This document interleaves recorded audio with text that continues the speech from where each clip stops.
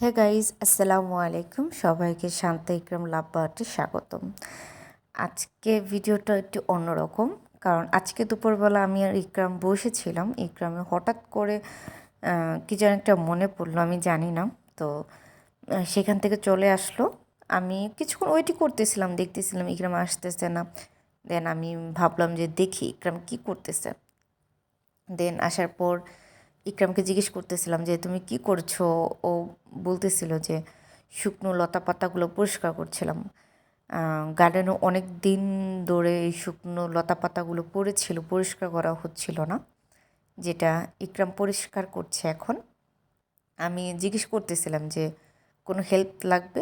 ইকরাম বলল যে না, কোনো হেল্প লাগবে না, তুমি বসে থাকো, আমি কি করব। আর বিশেষ করে এই গার্ডেনটা ছিল হচ্ছে সুইমিং পুলের পাশে। বাহিরেও একটা গার্ডেন আছে, এটা সুইমিং পুলের পাশে।